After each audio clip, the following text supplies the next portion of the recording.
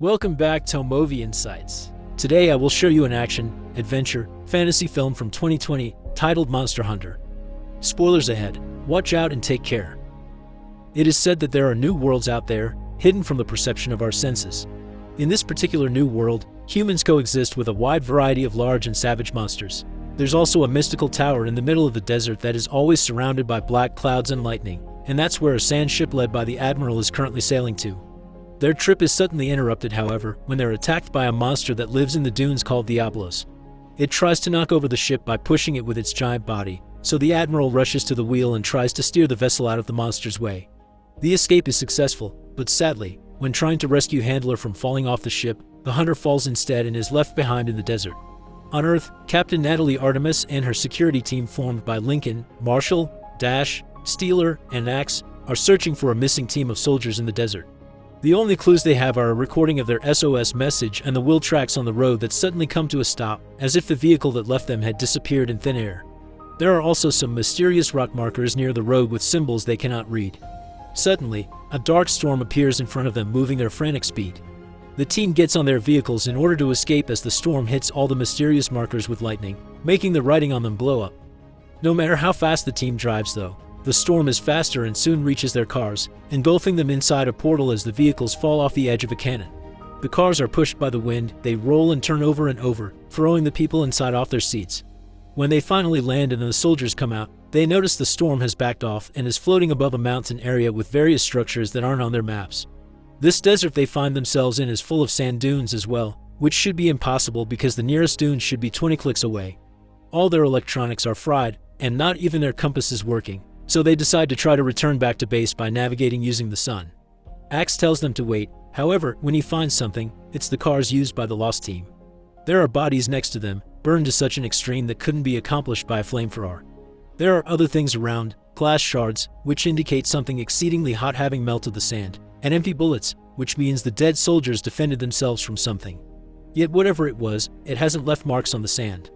Getting worried about whatever it is that caused this, the team gets back on their cars and leaves the area, unaware that Hunter is watching them through his spyglass. But they stop again when they find one more mind-blowing thing, a giant animal skeleton, bigger even than a dinosaur. Taking advantage of their stop, Hunter shoots an arrow at them, and the soldiers respond by opening fire until Artemis grabs the arrow and asks them to stop. It only has chalk on it, a warning signal. At that moment, Diablo surges from the sand and begins chasing the squad as they try to escape on their cars. No matter what they shoot at it, it is impervious to all of it, and eventually it comes close enough to hit one of the cars and knock it over a couple of times, killing Axe. Steeler manages to run away before the car gets crushed and jumps on the Jeep with the others, but they don't manage to get too far before Diablos knocks over this car as well and impales Steeler with his tusk. Right before dying, he throws a couple of grenades at the monster, which don't hurt him but offer an opening for his team to hide among the rocky formations. As Hunter shoots a smoke arrow at Diablos to slow it down, the squad enters a cave with an entrance too small for the monster to follow them, so it gives up for now and leaves. Dash starts to panic about their situation, but Artemis, as a leader, gives out orders and tells them they'll be good soldiers and survive as such. Her words are interrupted, however, when she's suddenly taken by a spider-like monster called Nerskylla, which stings her and injects her some paralyzing venom before dropping her and running away when the soldiers start shooting at it. Marshall and Lincoln try to give Artemis CPR to no avail, and Dash begs them to get going, because more Nersyllas are coming out now that night has fallen. Assuming Artemis is dead, Lincoln, Marshall, and Dash leave the cave as they continue to fire at the monster with the help of Hunter, who is shooting explosive arrows from atop a cliff and must run away when a Nerskylla comes after him. Dash trips and falls, delaying her group's escape. This gives one of the monsters the opportunity to attack from above and capture Marshall. While Hunter hides in his secret cave lair, Artemis wakes up, feeling rather dizzy. She can hear her teammates' screams coming from outside, but she soon is knocked out again when a Nerskylla finds her. The next time she wakes up, Artemis is inside a cocoon in the Nersylla's nest, which luckily is thin enough for her to tear off with her bare hands. Once free, she notices she is surrounded by bones and more cocoons holding the bodies of Dash and Marshall. Fighting off the dizziness and the pain, Artemis picks up her teammate's fallen pouch and retrieves 2 flares, an oxygen can, and a bunch of bullets. Using one of the flares as both defense and light, she walks down some kind of hallway made of spider web and is suddenly startled by Lincoln, who can't feel his arm and is suffering from chest pain. Unaware that the monsters are following them, Artemis helps Lincoln walk towards an exit when her flare goes off. In the time it takes her to turn on the other one, a Nerskylla appears in front of them, which Artemis keeps at bay with her new flare. Things get complicated though, when Lincoln feels more pain on his body and tears off his shirt only to find out there are hatching eggs on his wound. The nurse Skyla grabs him and takes him away, and when it tries to do the same with Artemis, she lights it on fire by combining the flare with the oxygen can, causing the whole nest to burn. Artemis starts climbing towards the exit and she almost makes it when a nurse Skyla grabs her leg and drags her back in, so she frees herself by throwing the bullets she salvaged into the fire, making them explode. When she finally comes out of the cave, it's morning, and the sunlight prevents the Nursellas from following her. After having a freak out about the crawling sensations on her body, she cuts open a bullet she finds on the ground and pours the gunpowder on the wound on her ankle. Then she hits two rocks together to create a spark and ignite the powder, effectively cauterizing the wound. Afterward, she goes up the hill to get a better understanding of the area, but she only sees desert all around her and the storm that brought her here far on the horizon. That could be her key to returning home, but there's something she needs to test first. She throws a rock and throws it in the sand, causing Diablos to come out with a furious roar and leave quickly when he doesn't see her. Artemis continues her exploration of the rocky area while Hunter follows her from afar and finds a shipwreck, which for a second makes her think she may find water, but the keg only has sand in them. When she enters the remains of the ship, she's jumped on and grabbed by Hunter from behind, but she reacts quickly and begins a hand-to-hand fight. Both of them are incredibly skillful fighters that keep each other on their toes, but while Artemis manages to stab Hunter on his shoulder with his own knife, he still manages to overpower her and win the fight. After tying up her hands, he takes Artemis to his cave lair, trying to make her walk faster before night falls and the spiders come out again. Artemis falls to the ground and picks up a glass shard without him noticing before she's picked up again and taken away. At the cave, Hunter drinks some water from a special contraption he made and eats moss from the rocks, but he doesn't share anything with Artemis, and when she tries to talk, he makes her stay silent because the Nursellas are outside, trying to dig their way in. Afterward, Hunter makes a special salve for the stab wound on his chest and prays to two little figurines he carries with him, unaware that Artemis is only pretending to be asleep and is actually working on cutting the ropes on her wrists with a glass shard. The next morning, Hunter goes out to check on the storm and the monsters, and when he returns, he doesn't find Artemis where he left her, falling for her ambush. After hitting him and tying him up, she tries to drink from his water, but he kicks off the contraption so she can't have it. They cannot communicate because they speak different languages, so Artemis responds by destroying his little altar, which makes him furious. Hunter jumps on her and they begin to fight again, and all the moving around and rolling takes them out of the cave. Since they can't control the rolling, Hunter falls into a hole that takes him to the Nursellas' nest, but Artemis catches him just in time and drags him back up before cutting the ropes that tie him off. Trying to show she isn't his enemy, she offers him some chocolate as a peace offering, which he tries and loves the taste of. In return, he lends her his water skin, which she drinks from before following him to the edge of the hill area. There, they manage to communicate a little. They both want to go back into the storm, but Diablos is in the way.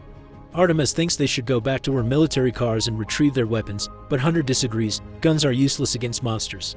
Instead, he takes her to the entrance of the Nursellas' nest to explain his idea. If they can kill a spider and take its poison, they can use it to defeat Diablos. Artemis agrees, calling it using a monster to kill another monster, and reluctantly accepts to be bait. As the sun goes down, she moves to stand in the middle of the rocky area and sings an army song to attract the Nurse Skyla's attention. The plan works, and when a spider shows up, Artemis runs in the direction of the trap they had set up. The Nurse Skyla steps on a rope that captures her, and Hunter uses the chance to jump from above with her giant sword and cut its head in half. They also cut off its stinger, which they take back to the lair before more Nursellas come after them. At the cave, after sharing a little silly moment, Hunter explains to her that the figurines represent his family, who are now dead. The next day, they start getting their plan ready. The insides of the Nurse Skyla's stinger are wrapped around an arrow. They build a trap at the shipwreck, and Artemis is given armor and weapons to train with. One is similar to a grappling hook, the other one is a set of dual blades that can be lighted on fire when pressed together. When the time comes to execute the plan, it goes quite well at first.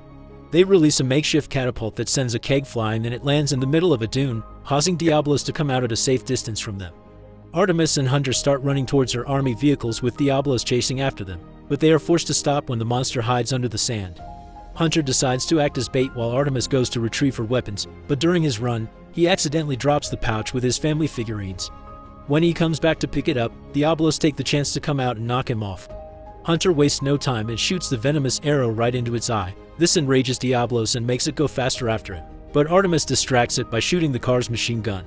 Diablos is starting to feel dizzy because of the venom, but bullets are still not enough to hurt it, so it comes closer and knocks over the car after Artemis hides in it. The monster continues to follow her when she gets out, and Hunter takes advantage of this distraction to jump on its head and impale his sword in the middle of it. Sadly, it doesn't go deep enough, so Diablos shakes him off his body and sends him flying until he hits the other car.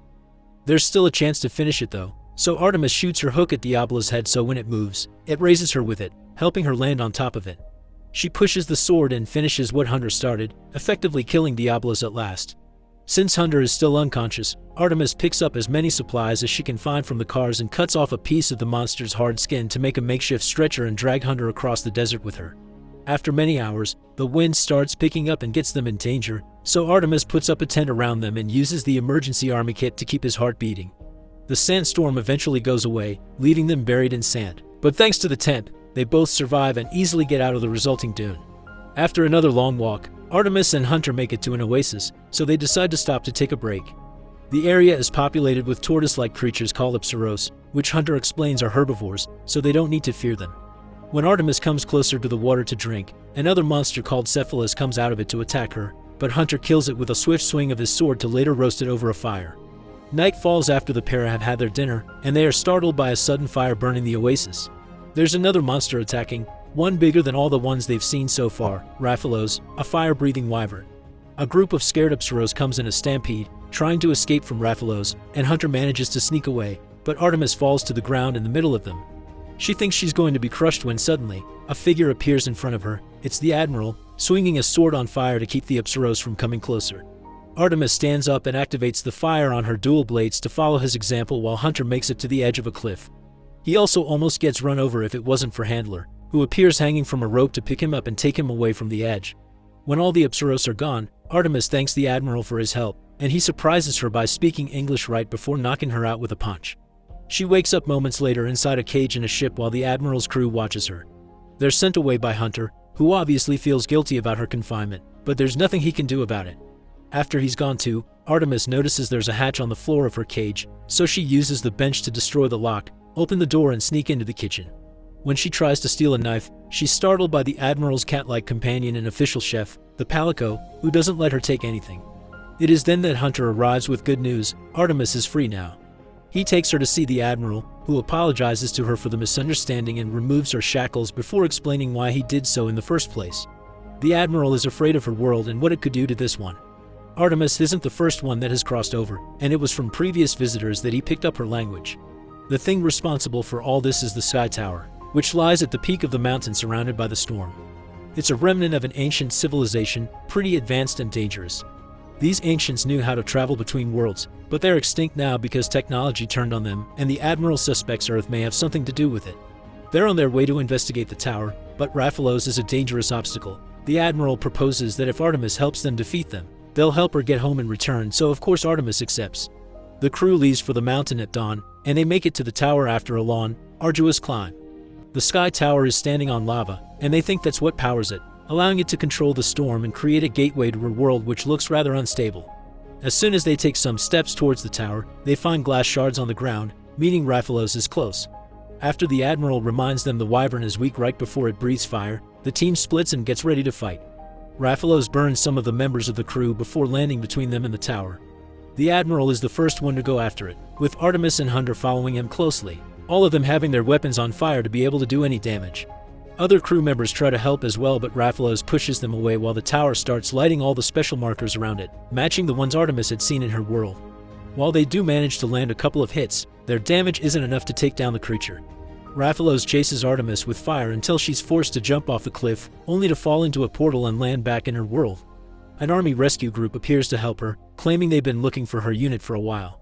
After putting her on a stretcher and taking her to their plane, they take off, but they don't manage to go too far. The storm appears above them again and Raphalos comes flying into this world. The monster destroys the plane and makes it crash before going after the other vehicles. Not being bothered by the shower of bullets, the soldiers are shooting at it and killing them all by breathing fire on them or even eating them. Artemis, who's managed to survive the crash, sees all this and comes up with a plan. After grabbing 2 flares from the wrecked plane, she runs towards Raphalos and shoots her hook at its wing, stabbing it with his knife when she is dragged closer. This enrages the beast, which is about to breathe fire on her for what she did. Artemis uses this chance to light the flare on fire, burning her hand on the process, and tosses it into Raphalos' open mouth, burning it from the inside. Sadly, this is still not enough damage to kill the monster. It races again, ready to attack Artemis, but it's interrupted by Hunter, who starts shooting some of his explosive arrows. One of them manages to get inside Rathalos through a wound left by the flare, and this is the final hit needed to kill the beast at last. The Admiral arrives after that, telling her they came because they couldn't let the monsters destroy her world. The Sky Tower has opened another portal, and there is a creature called Gore Magala on top of it, so Artemis decides to go back to the other world with them to destroy the tower and end this cycle once and for all. She, Hunter, and the Admiral go after the new monster, pushing it back into its world as the Chef Palico joins the fight. Unknown to them, a mysterious cloaked figure observes the battle from the top of the tower.